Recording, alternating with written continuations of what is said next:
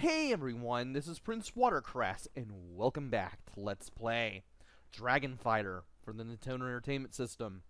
In the last video, we played through Stage 3, and now we're playing through Stage 4, which is a lot more mechanical than the other stages that we've played through. So without further ado, let's begin.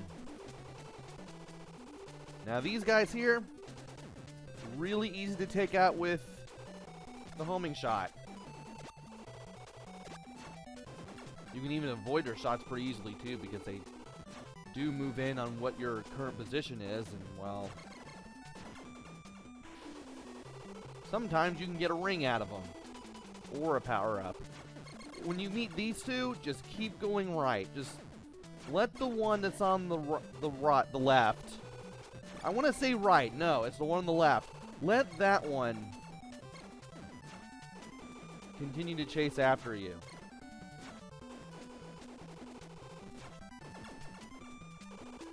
And there's a G power-up, but I don't want that. I really don't want that. Also, the flying enemies, they do spit out this projectile that travels across the floor that you can't destroy whenever you hit them enough. And they can send out a lot before you can destroy them. As for this guy, he just moves back and forth and just runs this little spike wall, but you can easily take him out with the homing shot. Also, I want to duck here because that's the only way that this is going to reach this. This is the only way I'm going to be able to reach this little guy. There we go. And when you get to this point, run. Keep running. Because this guy will eventually hit a wall.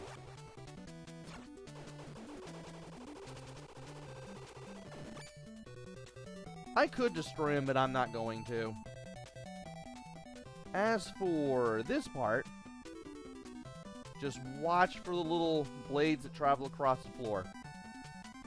These little spears will travel at different speeds. And if you know what you're doing, you can easily get past this last set. I actually lucked out on that first set, believe it or not. It just seemed like the right time for me to do that, and it was. Now for these platforms. You want to be very careful. They move up and down at different elevations at different times. And where those blue lights are being generated from those machines, you don't want to land there because that will hurt you. Some platforms move, while other ones, like the one I'm continuously jumping on, they will sink under your weight. Now this particular platform is quite alright. However, I did want to stay a good distance away, so that way, in case our flying friend decided to show up, I'd have some place to go back to and not have to worry about any of the projectiles. Now, thankfully, that one does not sink into the, I wouldn't say the pit of death. It doesn't really kill you. I'll just call it the pit of harm.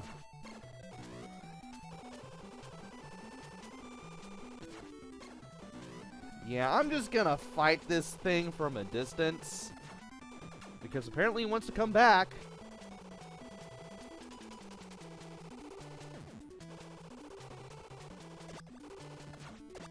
And you're here.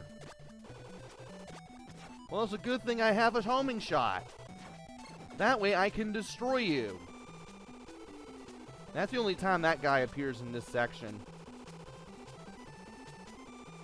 And you want to be careful here, because I almost fell in.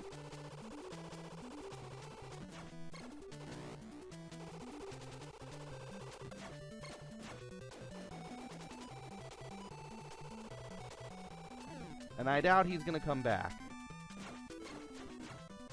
Yeah, whenever you hit this guy, he drops one of these blades.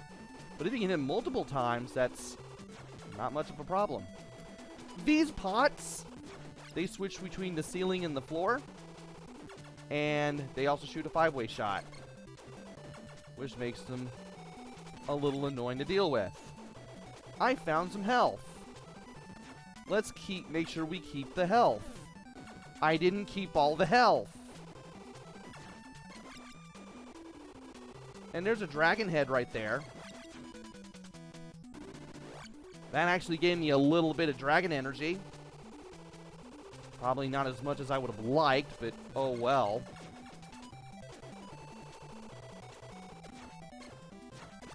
I do want to get rid of you. And there is a bee icon, even though I don't need it.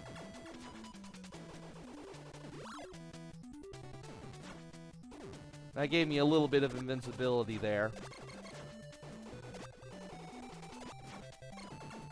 There we go. Now we have just enough boss energy for the boss. And, well, at least I can use it at the boss and not have to worry about flying around to the right like I would if it were anywhere less than near the end of the stage.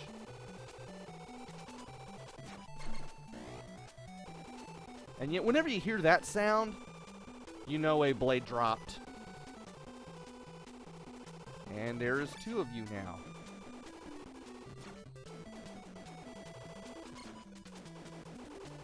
Can I do this without standing up? Or crouching, for that matter? And the answer is yes. Also had to take my right hand off the controller there for a second because it was hurting a little bit from doing all that charging.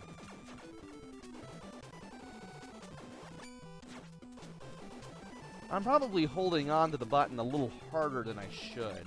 I probably shouldn't be doing that, but, well, what can you do sometimes, you know?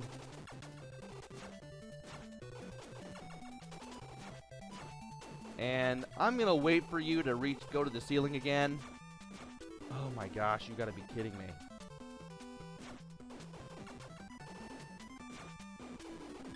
Can I do it this way? Well, first I have to charge the fireball.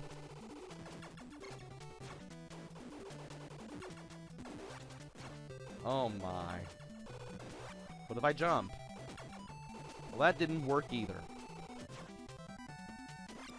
I guess I'm gonna have to use my sword for that.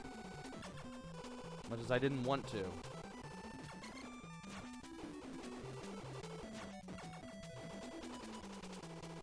And now, there we go. More health. Alright. Now for the boss. Gonna wait for some things to pop up.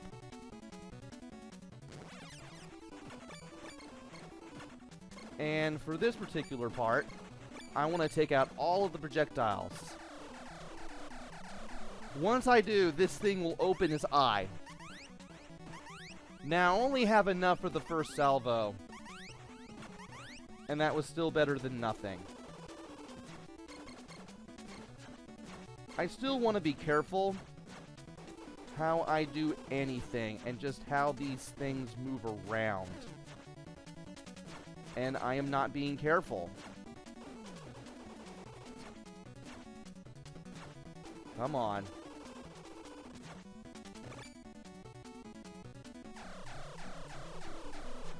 Okay. And that's what you want to do when you're in sword fighter form.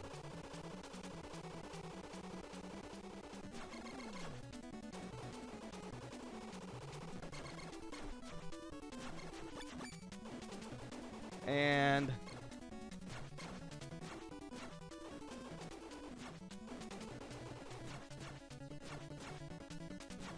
all right. And sorry for the flashing. So yeah, in case you couldn't figure out what to do, you have to destroy those 4 little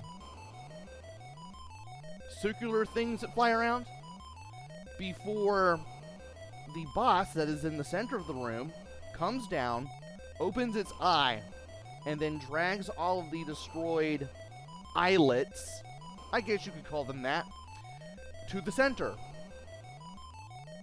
You have a limited amount of time to do as much damage to the boss while its eye is open before it closes its eye, goes back into the ceiling and takes the eyelets with it, and then relaunches the eyelets 2 at a time. Now the eyelets move around in these weird, shallow, narrow curves. And when you know how the curves go, it's easier to anticipate where they're going to move. And therefore, you can kind of make a decision as to be like, okay, I'll just hit them with the sword because they're close. Or you can just make the decision to use a charge shot, especially the homing shot if you're using the blue weapon, to take care of one of these things from far away. Now, when all 4 eyelets are destroyed, they are dragged to the center of the room. And even while they're down, they can still damage you. So even then, you still don't want to touch them.